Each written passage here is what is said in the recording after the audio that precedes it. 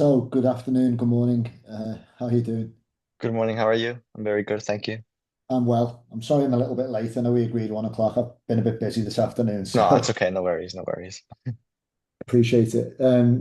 Right, okay. Well, first things first, congratulations on pinning down a time because it's a bit difficult across the time zones. But Yeah. I'm all yours, mate. So just fire away if I can help.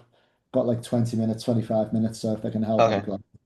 Yeah. I just want to start off by saying this is a huge honor for me. I mean, I grew up reading your articles and Patty Boylan's articles on The Athletic, so I'm very happy to have you here. Oh, that's very kind of you to say. It's lovely to speak to someone who's read our stuff and appreciates it. Just tell me a little bit about yourself as well before we crack on it. Are Yeah. you're studying journalism at the moment? Well, I'm a high school student still, and Yeah, I'm in this program where what you do is you finish your 2 high school years and begin your 2 years of college instead of right. Miami Dade College. So Hmm. I want to grow up to be a sports agent, actually. Okay. So I've been like trying to interview a bunch of people in the sports industry, connecting on LinkedIn, all that stuff. Yeah. Um, I remember in the summer of 24, I actually met Jack Harrison in Miami and his agent. All right. So Okay. yeah, that conversation with the two of them basically is what's like made me want to start this project.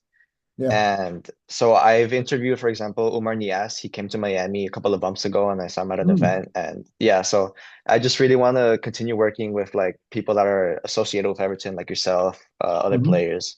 So yeah, I started this project Who- in September and I'm just Yeah. teaching about sports, like career paths in Yeah. sports. Cool. Remind me, who is Jack's agent again? Remington Ellis. Right. Is he American? Yes, yes, yes. Right. Okay. Interesting. Well, I mean, I know I've got friends who do work at agencies and a couple of friends who work at Wasserman and a Yeah. couple who work at European firms. So if I can help with any perspective, obviously I'm not an agent, Yeah, yeah. but I'm happy to, yeah, just fire away, mate. Thank you for explaining Okay. a little bit more about what you're doing. And yeah, let's chat. What do you want to know? Um, well, I have a couple of questions here. Basically, just how you broke into the sports industry. What was it like Yeah. covering Everton? Hmm. Um, and basically, like if you were young again, like 16, how would you start a career path in sports Yeah. again, Yeah. basically? Okay. All right, Um, cool. Well, so I'll tell you, starting with your first question about like how I broke into it, a little bit about my path. I'm 45, so I suppose it'll be a little bit different in terms of how somebody so are you 16, 17? 17. 17. So it would be different, I guess, now because like the media landscape has changed from when I was your age. Yeah. Primarily, I would say through like digitization and the sort of event of social media and then websites dominating the sort of the print journalism landscape. Because when I was your age, well, and a bit younger, I guess, it was all, especially in the UK, but in the US too, it was about physical newspapers. Yeah. I grew up an Everton supporter, obsessed with football, and I literally until like maybe my late teens, the only way to get your Everton news was by getting the newspaper. So it was like Yeah. the local paper, the Liverpool Echo, Yeah. or or sometimes the national papers. And um, there was occasionally this thing which sounds very bizarre now, antiquated to try and even explain it, but it was on the television. And I think this was just in the United Kingdom, but it was called CFAX. And you would switch your television on. Don't forget, this was like pre-digital TV, so Yeah. it sounds like utterly bizarre. But you had four channels, unless you had like cable, and Yeah. then the fifth channel, and it was text. And the BBC ran it, so it was a free text service, and it was some text news, but there was some sports news, so you could read about your club a little bit that way. But that was Yeah. very limited. The best way was the Liverpool Echo. So I, anyway, was obsessed with reading about the Everton on the back page because it used to be the news on the front, and then you flip the newspaper over, it Yeah. was the sport on the back, yeah. So Everton and Liverpool used to dominate that because we share a city, as you know. Yeah. Um, and I'd just kind of hoover up everything I could about Everton, match reports, interviews, transfer news, which I was always really excited about. And I used to even got a job delivering newspapers because I wanted to read the news first. Like I wanted to, I had writers who I admired and I wanted to read their stuff first. So I guess I mean, at high school, I was good at English, but not very good at like other subjects. I was like Yeah. average student, but very good at English. I absolutely sucked at maths. Like I really sucked at like anything like mathematics or physics. So I was clearly destined to do nothing of Yeah. that sort, but writing. So I did work experience where I was able to go and, sort of shadow some local journalists and work with, well, not work with them, but just watch them really, which is something that my high school arranged. And it just fed this appetite to become someone working in sport media really. So I chose to study sports journalism at college. I went to college in Sheffield in the UK, and they had a specific. Sorry, it wasn't sports journalism; it was journalism. So they had like rather than, I know in the US you pick like a lot of different subjects and then you might major in Yeah. one. I don't know if you know, but it's a bit different in the UK. You pick one like major, and that's like Mm. 80% of what you study at college. Yeah. You might Yeah. do little bits and pieces around that, but when you graduate, it's like you've probably spent most of your time studying one subject. Yeah. So I did journalism, and that was like obviously quite vocational. Like I could have gone and done English lit or philosophy or something else, and maybe had a broader college education. But I was like, no, I want to do journalism, so I might as well be specific. So I did journalism, and I was fortunate to get taken on by the Liverpool Echo as soon as I graduated as a trainee. Um, and they put me on like a really small local paper, not covering football. So I was a little bit Yeah. Because that was frustrated. your But first start, like your first yeah, role. Yeah. exactly. Like I don't know what the newspaper scene is like in like Miami-Dade or anything like that, but I don't know if you see these free newspapers sometimes or weekly newspapers that have Yeah. When I was very younger, hyper, they'd be around more, but now it's everything's sure, like digital. Yeah. yeah, sure, like hyper local news. So Yeah. I did that for a few years, and then I moved to the Liverpool Echo, which is, I guess, a bit like the Miami-Dade Chronicle, is it? Yeah. Chronicle on the Herald. The Herald. And the Herald, Miami-Dade Yeah. Herald, that's quite a famous paper, isn't it? Yeah. So it was a bit like that, Liverpool Echo. And I worked my way up from there as a news reporter. And when I sort of like kept looking for opportunities to move across the office to the sports desk, and when it came up, I did. I was fortunate to go and become the Everton writer. And then I did that for a few years, and we can chat about that, but that was really interesting, very challenging and interesting. And then when digitization fully developed and our website was our number one priority, Yeah. I they needed people to be like editors of this new sports desk. So I did that for a while, and I hired somebody to replace me as the kind of beat reporter on Everton. And I worked with him, a guy called Phil Kirkbride, and we worked Yeah. together. Yeah. I know him. Yeah. So yeah, so Phil's a good guy, he's a good friend, and he actually works for Wasserman now. He's one of the people who works for Wasserman, Oh, but wow. he's not an agent, so he works in comms for Wasserman, Yeah. specifically in boxing. So he's got an interesting job now as well. So yeah, Phil and I worked together, and then I joined the Athletic in 2019. And you very kindly said that you've read my stuff and Paddy Boylan's stuff, and I did that for a good few years with the Athletic before they asked me to switch to a different type of role, covering American players who are based in Europe. Um, so I've been doing that for the past almost 3 years, with a Wow. view Yeah. to the World Cup, it being in the US. But I'm conscious that you also asked me about what it was like covering Everton.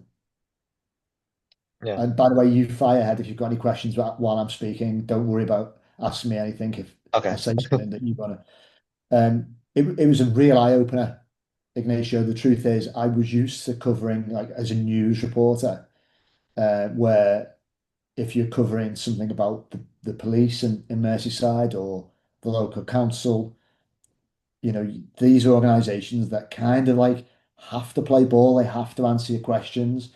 They're accountable to the people who pay. their bills, and the newspaper has got like a lot of leverage. And all of a sudden, covering a football club, although in many ways they are accountable to the supporters, they're also like private business, multi-billion dollar businesses, and the leverage changes. So all of a sudden, they have a lot of power as well, and you have to learn to play a different type of game. You can't go knocking on the door and demanding answers.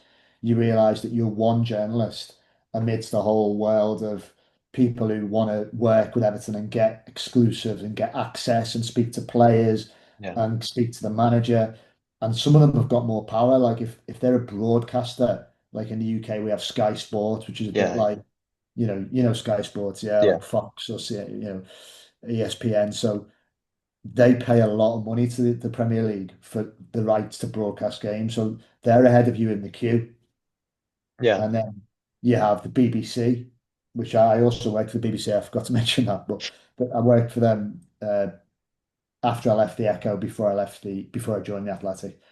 Um, but yeah, they're a major national broadcaster. They again pay a lot of money to these clubs for broadcast rights. So you have to be aware that you're just one part of this huge media empire, and the club don't owe you anything. So you Yeah. have to work very hard to build, and this is where it's interesting what your project is. You have to work very hard to build relationships and Yeah. network. And you're clearly already showing that you know this by reaching out to people and building up on meetings, which is quite admirable for you. Thank you. And no, no, it is. Yeah, absolutely. But one important thing for me is agents. And that's why it's interesting what you're looking at doing, is because the relationship between agents and journalists, it gets a bad rep sometimes, but it's very important. I'd say for both, but as I'm not an agent, I can't speak fully from the agent side.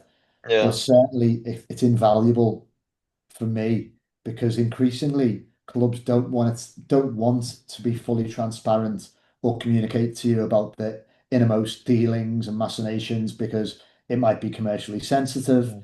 it might subject them to negative coverage, Yeah. it Just as we might saw with Dwight McNeil and Crystal Palace the other day. exactly Yeah. exactly that, yeah. So somewhere along the line, Dwight's agent is telling someone this is what happened Yeah. off the record. They often, very, very, very rarely do they go on the record as agents. But Yeah. they're when it's in in their interest, they will speak to journalists and Hmm. give them like briefings off the record.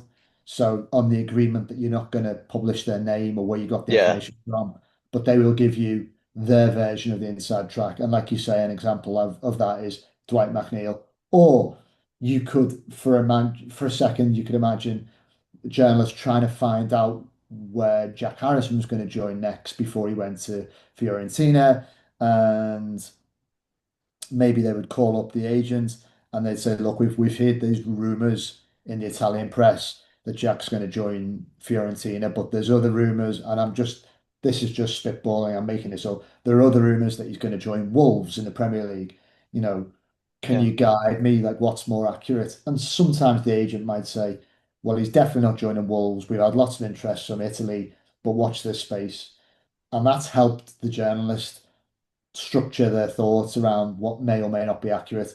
Now, sometimes the agents don't give you that advice at all. Sometimes they just say, "I'm not going to say anything." Yeah. Well, it's a key way because mostly if you pick up the phone and ring Fiorentina or ring Leeds, they're going to say, "We're not commenting. We Yeah. don't comment on players' transfers usually."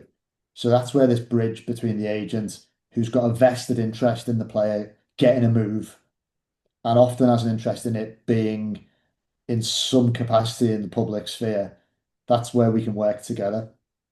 So yeah, anyway, so I found it really exciting, a privilege work reporting on Everton. It was a challenge because I am and was a huge Everton supporter, and my family are all Everton crazy, and they have season tickets, and Yeah. so for me, a big challenge was shifting from a mentality of a supporter to an impartial journalistic observer, where you're having to criticize this club that you also have such deep rooted Yeah.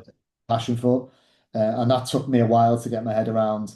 that you can still privately love the club, but professionally you have to treat it with a bit Yeah. more distance. But what makes that again more complicated in the modern journalistic era is social media. So a lot of Yeah. supporters follow you on social media, and they sometimes expect to see the same sort of passion and fan opinion from you, i.e., me, that they feel. But it's a grey area whether a journalist should really lean into that too much, because journalism's probably at its best about impartiality and about being very objective. And if you're too open in being this huge fan of an organization, how can you responsibly report on its good and bad? I was going to ask you on that because especially when you were covering Everton and everything that happened with Farhad Moshiri, the points deduction, Yeah. and there was no transparency from the club, from the board, No. from from Bill Kenwright and all that. Yeah. I remember they were working so much with Kia Joorabchian when we signed El Ghazi and he didn't play a Yeah. minute, all that Yeah. stuff. So what is it like having to be trying to be transparent to the supporters because it means so much to them, but you also have to work and remember that you're a journalist. You can't lean too much to one Yeah. side and too much to the other side either. Yeah. Very, very challenging, mate. Yeah. It's really difficult because the examples that you use there are very good ones, because obviously there's an extra layer of difficulty because when Farhad was the owner, he's an owner not based in the UK. Yeah, He's super, super rich. So the levels of like accessibility to have a dialogue with him are very obscure and difficult. And he would only engage with me, when, if and when he felt like it. Often is, as you know, that his time at the club raised a lot more questions than answers. hmm, So you can constantly wanting to ask things about him and finding brick walls. He did employ a PR and media person who was based in London, who did his best to field our queries, but more often than not didn't say anything. And that yeah, strange things happened, like Anwar El Ghazi, like you rightly say there, bizarre transfer. yeah, Um, but of course, you have to be very careful, because not only do you have to walk a tightrope of subjecting these things to the right scrutiny that they're needed. But often what I found was, if you go too far, the club will take like punishment against you. Like clubs will, and aren't shy of saying, well, this journalist is a negative journalist. So one tactic of inverted commas controlling their reporting is to limit their access. So and this didn't happen to me while I've been at the Athletic, by the way, but it did happen to me while I was at the Echo. This was pre-Mashiri, yeah. when they felt that I was being too critical. So they banned me from like coming to press conferences and asking questions. And they said at one time, even they said it was David Moyes' last game as the Everton manager before he left for Oh Manchester wow, United. So yeah. we're going all the way back to 2013. And the chief executive at the time, Robert Elston, was unhappy with something that I'd written. So he said, you can't come to the media, the press box or the media room for the last game. So we were like, okay, shit, how are we going to do this? So thankfully, my sports editor at the time was very supportive, and he just bought us regular tickets in the ground. So we Mm. went and sat in the stands with our laptops on our knees, and we did our match coverage from there, which was obviously a bit of a workaround Yeah, from a difficult situation. But personally, I think, and I would say this obviously because I'm a bit biased, I don't think that's a good way to work with the media. I think it's a no, little bit old-fashioned, and it's it's just not very constructive to just say, well, we don't like what you're saying, you're banned. I would say the best way to do that is to engage with someone and say, like, look, we'll work with you and try and find out what you think. We'll give you our side and try and find a constructive, like, middle ground. And some clubs and Everton at different times have done that as well. But one thing that you find with almost all clubs is that they're very sensitive of what the media say about them. They say they don't care, but they do. A they lot of do. clubs, Yeah, they use a lot of data analytical software to scan everything that's written about them. And these days they probably use AI to do it. And I know that a lot of clubs then rank the different coverage they get from different outlets as good, bad, indifferent, and they'll use that to colour their approach to different media. Like, okay, we've got a request here from Ignacio Posada from the Miami Herald. He's written lots of positive things about us, so we're going to give him this request. Oh, there's Greg Yeah. from the Liverpool Echo. Okay, he's got an amber warning. He's written some negative thing. We're not going to give him this interview this time. And that's the sort of thing that has happened in the past. So it is challenging, but it's quite interesting what goes on behind the scenes. Yeah. Well, honestly, yeah. I mean, with Everton, it's genuinely like, how do you say it? I mean, I know as well as what's happening in our country in the USA with our Yeah, president, he's saying like fake news, I don't want you here, and like yeah, that how do you call it? Like that broadcast, they like distance themselves because yeah, obviously they can't get access. So yeah. it's basically just same thing that happens in clubs, as you said with Everton. Um, It's so actually yeah, reminded me, yeah, it's actually a really good point because it's reminded me a lot, the lot watching what's happening in the White House with the press lobby and the group of journalists who have to cover the Trump administration, watching how they are trying to do their job, but are also obviously constantly challenged. I don't want to say it's similar because don't get me wrong, the stakes are so much higher for what yeah, these of course, of these course. these men and women are doing in reporting on a government compared to what you do when you're putting on a football club. But it's similar challenges because, and it almost speaks to what I was saying to you earlier about where in the past you might have had governments in any country. I'm not going to talk about US politics because that's, whatever. Yeah, yeah, But let's yeah. say, let's say you might have a British government that didn't like the media or didn't like being criticised, but realised it had to engage with them. Well, now you're getting governments that act more like clubs, where they say, okay, Fox, you're a friendly media to us. We're going to give you a lot of exclusives and a lot of opportunities. But I'm sorry, CNN, we don't like you. You don't write nice things about us. You're going to be banned or we're going to criticize you. And so it's quite interesting that you mentioned that because, there's a bit of a crossover there. But yeah. Anyway. Yeah. Another question I had for you is how a lot of young people, basically, my main goal here is to teach career paths in sports, as we're talking about journalism right now. A lot of these like young people, young athletes, they think that the only way to make a career in sports is on the field. So that's what I'm trying to tackle and basically teach other students how it isn't the only way. So Mhm. how would you explain the importance of careers inside of the sports industry like yours, such as journalism, how we talked about sports agency and other career paths? Yeah. Well, I'd tell them to go watch Jerry Maguire. Did you ever see that movie? Yeah, I saw it. I saw it. Yeah. Show me the money. Yeah, I mean, look, I'd say that I understand why, people would look at primarily sports and think, everybody, well, m most people love sports at some time in life. A lot of people like to play sports, but let's be honest, only less than 1% can be professional athletes in Yeah. any given sport, or certainly in the Premier League in soccer in this country.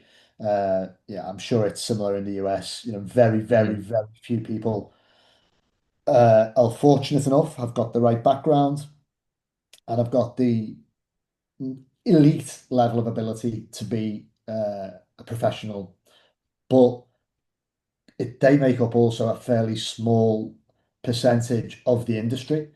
And obviously, there's people having very exciting, fulfilling, and rewarding in financial terms careers in sports. So what you can sort of say to people is that, there's professionals that make this sporting world tick who decide, putting aside the media and what I do, they decide who, like who's gonna even things like legal, people who advise clubs and advise players on what their contracts should look like and what they should say. And then there's the agents who really, if you look at certainly football, often make the world go round because they can be hugely influential in which players go to which clubs, which managers join which clubs. um, how much wages a player should get. Yeah. And, frankly, certainly in Europe, and I guess in MLS too, a lot of these agents, the more successful you get, the more clients you get, you're getting a cut of all these guys' salaries as well. Often in English football, some of these agents get 10% of what these players earn. If you have two or three players at top clubs or even middle tier clubs earning 50, 60, $70,000 or pounds a week, and you're getting 10% of that, you're doing quite well, aren't you? Did the maths. Yeah. Even I can understand that maths. That's quite a good income. So I think it's about encourage, and also as well, the thing about being an agent is, of course, like anything, it's very helpful to have an academic background and to be Of course. smart and to understand how to communicate effectively and to go to college and these things. But it's not essential. If you're driven and if you have ambition and if you have a curiosity to find out things about the game you love, which I think it sounds like you do, that is as equally important. So I would say that people should, think beyond just what the athletes do in sport and look at the importance of agents for good and bad. Agents can obviously get a bit of a bad reputation because they're being accused of like money grabbing and money spoiling the game. Yeah. But I think that's quite like a reductive view of what agents do. They're a necessity. Players need an agent, so they fulfill. We live in a commercial capitalist world, and they fulfill a role. And often agents do a lot of work for the good that people don't realize. Like a lot of these athletes could be taken advantage of by clubs, and Yeah. agents are there to try and protect these guys and work and enhance their careers. And often they take decisions that might go against their own financial interest, but they want to help the better agents want to Yeah. help their clients because if their clients are happy and having good careers and thriving, then ultimately it'll help them as well. So agents can be a very positive thing in soccer and in sport as well. So I'd encourage people who you work with to think along those lines as well about the positive impact they can have. Yeah. And just what you said about agents and basically how they do it for the benefit of their players. I remember in the summer reading about Victor Gyökeres' transfer to Arsenal and his agent. Yeah, He took a huge reduction just to that for that transfer to actually happen because it was his dream yeah. club. And yeah, it's really fascinating, honestly. Exactly, yeah. It's not always the case that I think it's quite easy to fall into the myth that agents will just push a player to go to the club that's going to Yeah. pay them the most because they want that big slice of them. Like I said, then they want the biggest slice of the biggest fee. That's not always the case. Yeah. Good agents want their player to be happy. I don't know Gyökeres' agent, but clearly he knew that Victor wanted to play in the Premier League and the opportunity to go and play with Arsenal was massive. So he encouraged him to take that. And as you say, he probably took potentially less money than he might have had if he'd gone elsewhere. Yeah. Um, yeah, so it's really interesting. Yeah. And another question I have for you is basically, just what do you think separates someone who loves football? Could be like any person in the world who's just watching their team every single Sunday, every week, Yeah. compared to someone that's actually trying to build a career around it. What separates them? Yeah, Okay, well, I suppose it's the difference between having a hobby and an interest and having like a professional ambition.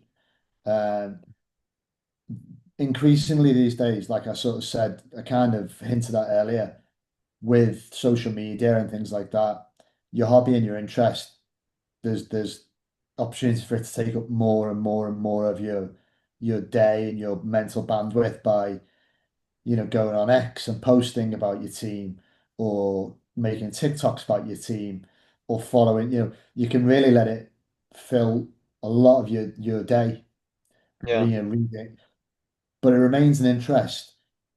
And the thing, if you want to make that a career, I think you have to think beyond just of being a fan, and you have to be prepared to look into what it takes for that to be a career, and you have to do what you're doing, which is speak to people in that profession, ask them questions like you're doing, be curious, be willing to get messed around a little bit, get a bit of rejection, get not, people who don't answer your questions. So unfortunately, that's just the way it is. Sometimes people Yeah. haven't got time or, but just put yourself out there. And I think you have to be driven beyond just being interested in something. You have to really feel like that's something that you want to make a career out of. And I think that's probably some of the differences between being a fan, a casual fan, if you like. Well, there's nothing casual about a fan, but Yeah, a yeah. fan, and then somebody somebody who wants to make that their livelihood. But what a privilege it is because I've got countless friends who have great livelihoods, but their job might not be as interesting to them as mine is to me because I'm very Yeah. fortunate because I am interested in it as well, and hopefully as your career progresses, you'll find that same rewarding feeling because you're interested in football anyway and you're working within the game. It's a Yeah. win-win. Yeah, that's the beauty of it, having a career in sports, basically just Exactly. that it's something that you love. So it doesn't Exactly. feel like work. Sometimes, but not Yeah. always. Yeah. And Yeah. another question I have for you is what skills mattered the most, do you think, when you were beginning your career as a journalist to build that credibility? Was it your writing skills? Was it maybe like your connections, your networking, or was it that consistency and just like posting all the time, writing articles all the time? What do you think it was? So I mean, this brings us right back to the start of our conversation when I said it was very different from when I started to now. Um, I think all those three things that you've just listed are very important, no doubt. Writing skills is still extremely important, and that's a way to separate yourself. And, people admire well-written content and articles and interviews and opinion. And thankfully, with the Athletic, people still admire that enough to actually hand out their hard-earned money and subscribe to the New York Times and to Yeah. Athletic and to read what we do because they value it. So I don't think we can take that for granted. And I think, you can't want to work for an organization like that if you don't care about what you write and you don't want to make it the best it can be. And if you don't really work at like honing and improving your writing, which you can do, it's like a football player.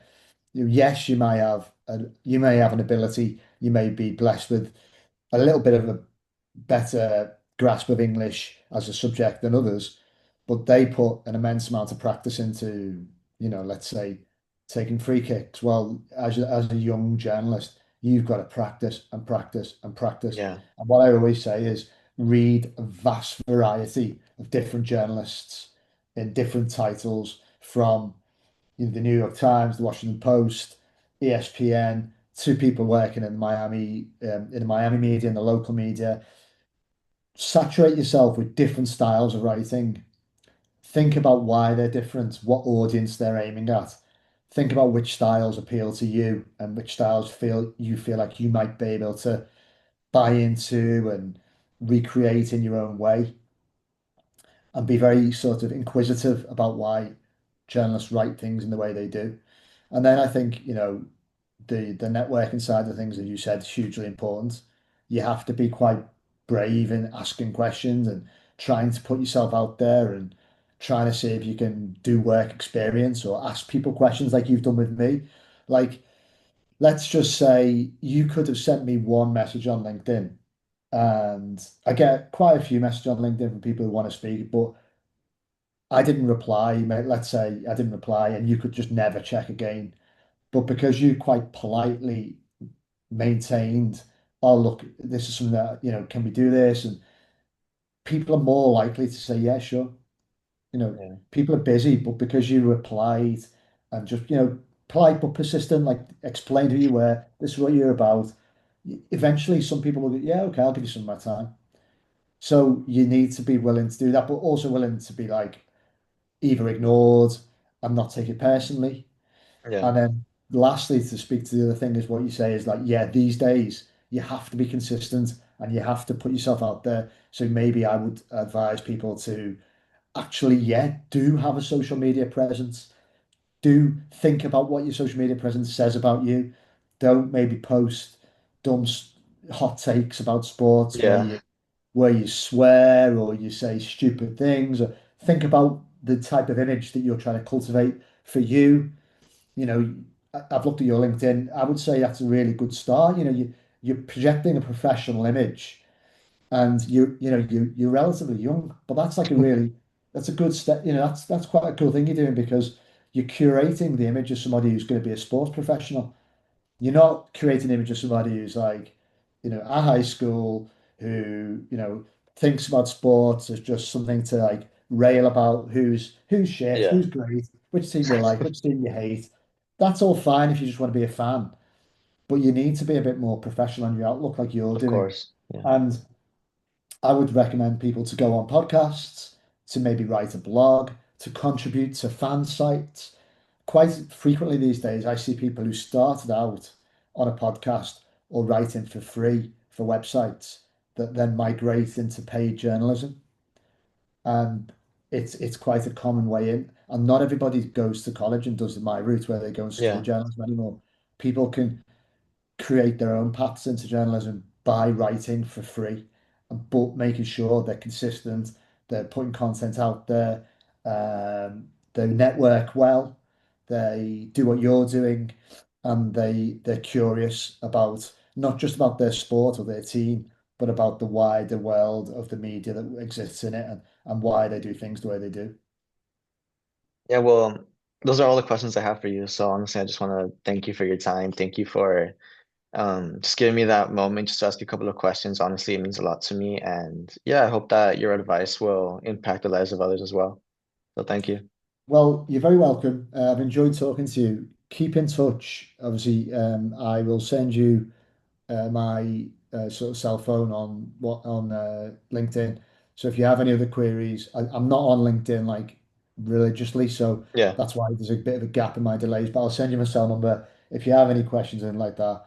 I don't know if you use WhatsApp in the US Yeah, yeah, or yeah, yeah. yeah. So by all means, send me a question. If I can help again, I will. And yeah, good luck with everything that you do. Thank you so much.